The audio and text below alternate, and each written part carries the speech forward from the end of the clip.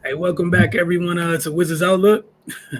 It is post All Star break, which means we are back. We're talking to you guys this late because West Coast games. This will start at 9 p.m. Eastern time. That said, we knew they were taking on defending the reigning champs. Going into this game, one of the bigger stories you guys may have heard is Nikola Jokic hadn't yet recorded a triple double against the Washington Wizards. Well, he captured his elusive triple double against the Wizards tonight in their 130 to 110 win over Washington. It was one of quality with what was it, 21 points, 19 rebounds, 15 assists, 10 of 10 from the floor. So just to give you an idea on what type of resistance he and his teammates faced this evening. You guys thought on the game. We'll get straight to this. We did have a minor lineup change for the Wizards to the start lineup. We saw Jordan Poole exit the starting lineup, came off the bench, and this one Bilal Coulibaly enter the starting five. Carter, we'll start with you and then Ray. Just your thoughts on tonight's performance and first game back from the break. Too much Nikola Jokic and the altitude out in Denver. We got the Wizards coming in off the break. You can see it right away.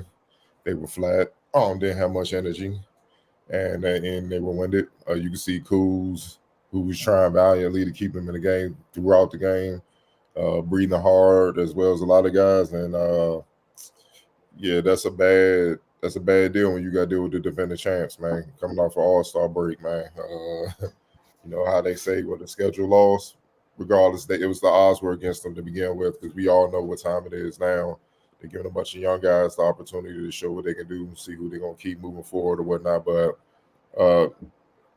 regardless, Nikola Jokic and the altitude out in Denver hit the Wizards hard right away. I don't think people understand how dominant he was in the first half. In the first half, man, Jokic had 10 points, 14 rebounds, and 9 assists on 5 of 5 shooting. I don't. No, that's like some real big old numbers, back in the day. Like that's what it was. That's what it was. He was playing with them, and he did whatever he wanted, man, and everything fed off of him. Aaron Gordon had a good game. Pretty much the entire starting lineup minus Caldwell Pope because he was off, from the field 0 for 6. They all had a good game. I felt Peyton Watson made a hell of an impact, especially defensively when he got in the game, man. He was swatting everything, stealing the ball, rotating everywhere. They found one with him, man. His defensive presence was off the charts, man. And he made Kuz work about as much as you could make him work. He gave Denny Fitz, Michael Porter Jr. gave Denny Fitz. Denny was riding a hot one. And my thing was, I saw a lot of people giving the praise, but I was like, was he killing because guys were ready for the All-Star break, or was this something here to stay? And as you know, after All-Star break, teams get serious. The playoffs, they feeling the playoffs coming. They about to be fighting for playoff seeding and whatnot, home court, or trying to make the play-in.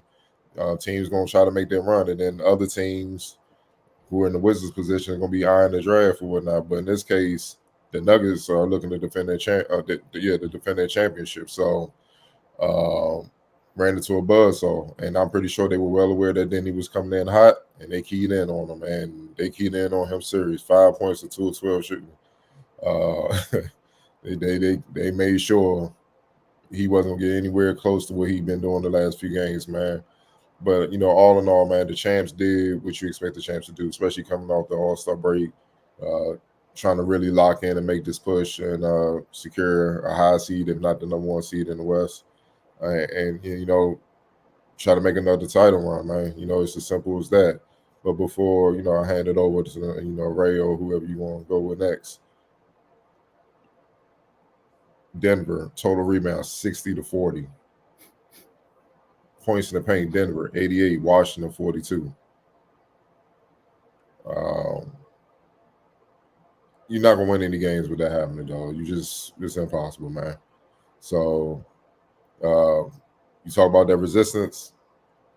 There was none anywhere on the floor. They got to the cup at will when they scored into the ball game. And that's what I mean by the altitude getting to them.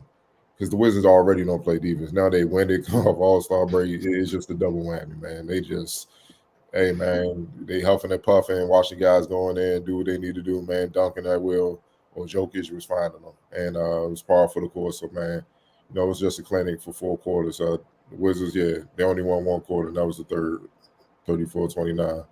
So, and the game is already out of reach at that point. Yeah, like you said, it's a great point you brought up. Wizards, they live off playing fast this year. And when you're huffing and puffing, fighting at altitude, we already know about that other than the floor. Yeah, it's recipe for a very long night. Ray, your thoughts on this one? Yeah, man, it's not hard. Cardell pretty much laid it out. This was the worst possible thing they could be coming back to after a week layoff. Yeah, this one was the writing was on the wall as soon as the schedule was released. So yeah, Denver just did what we all expected them to do. Yeah, I'm pretty sure Jokic saw the headlines about the Wizards being the only team he didn't get a triple double against. He went to work on that real early, almost got in the first half, and just kind of sleepwalked to it. Cardell laid out the stats about rebounding and inside scoring. That's just unacceptable. But getting getting frustrated about it at this point, it's no need.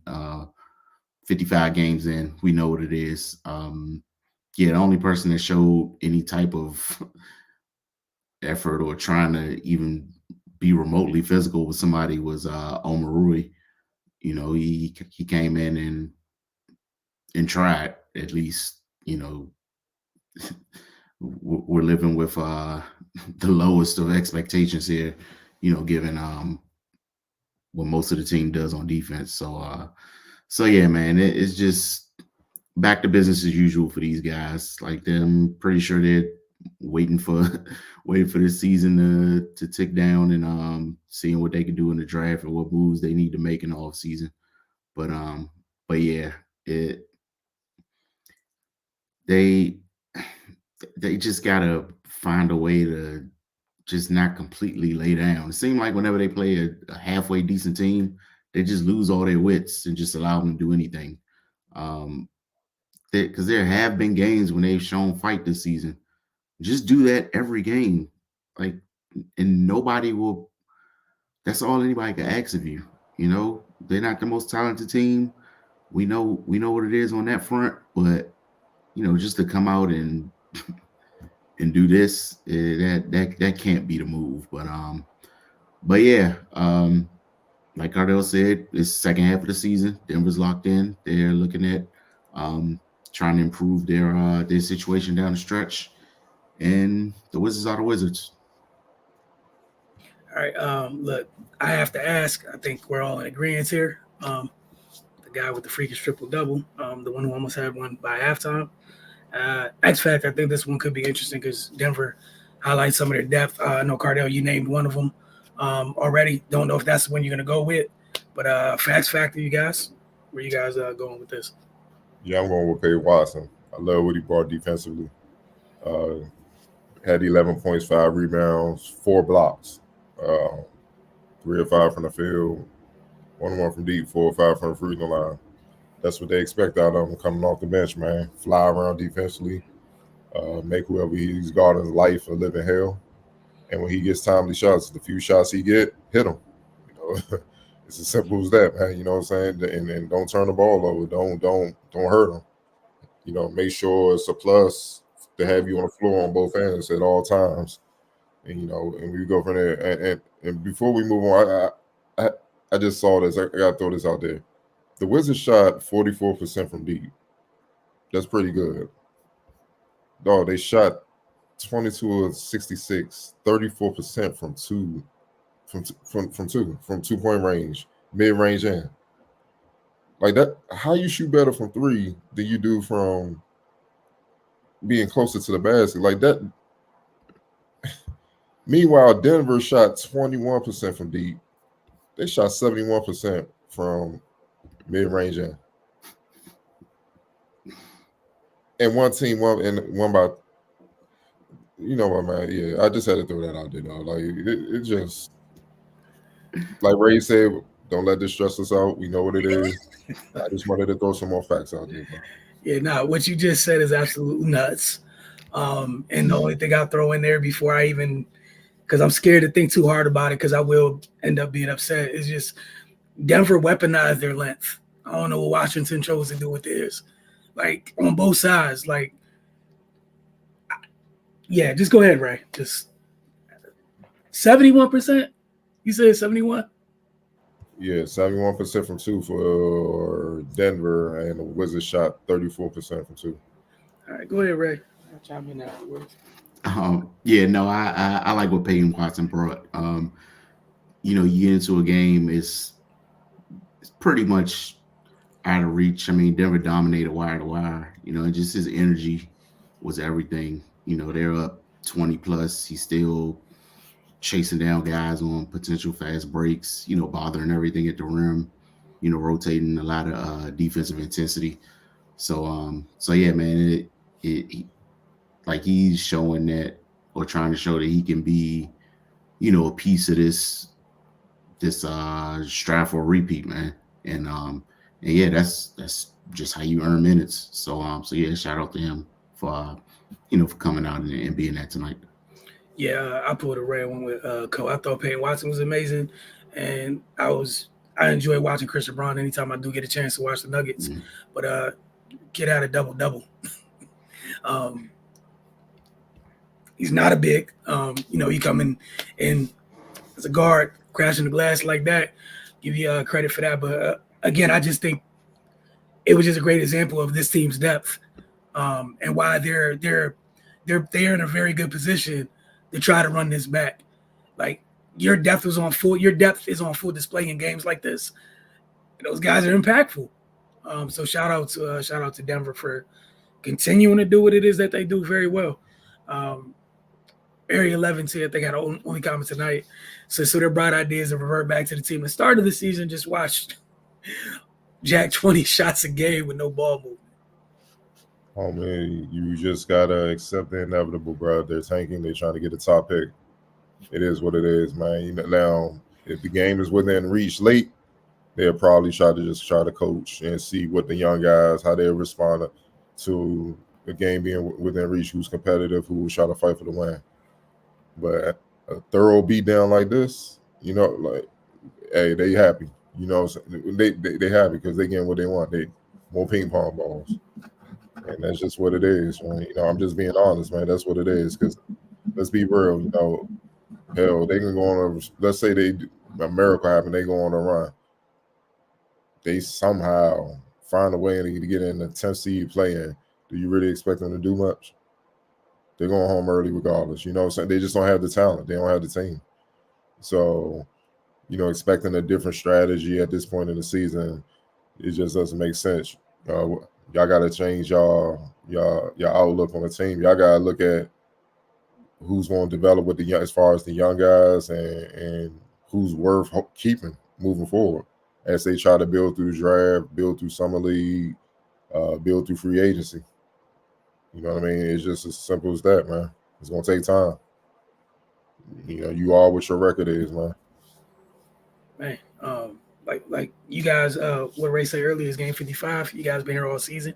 You know exactly what it is by this point. As Cardell just mentioned, look, hang on to the little things. Look for the little wins in terms of growth going forward. As you you're at ground zero, try to build a foundation and whatnot going forward. If this stays, the lineup change stays, then just try to see what Bilal looks like consistently in multiple starts. The rest of the season, right? You go from there. I think that's all we had in terms of comments. We appreciate y'all tuning in, and we'll see y'all. So technically tomorrow, tomorrow. I didn't know what time it was tomorrow because they'll be taking on Oklahoma City Thunder, which is not going to be fun at all because those young. And that's the thing, right? Those young fellas are where Washington would like to be in terms of rebuild. Like, you want to end up there. So that would be a thing where, again, as Cardell Ray just mentioned, it's not about the outcome, just what's the strides the youngsters take. So you kind of have an idea who's going to be here. maybe not an idea of who they keep the build around, and that's that, man. But to start you started the second half with two teams out west, and the West is not fun right now. There's supposedly better teams out west that are looking up at both of the teams the Wizards are playing to start the second half of the season. So with that, thank y'all for tuning in. We appreciate y'all. Also, y'all on IG as well. Don't forget if you tune in on IG, just type in the comments. I am looking, and I'll relay it to the guys so they can answer your comment. Y'all have a good evening.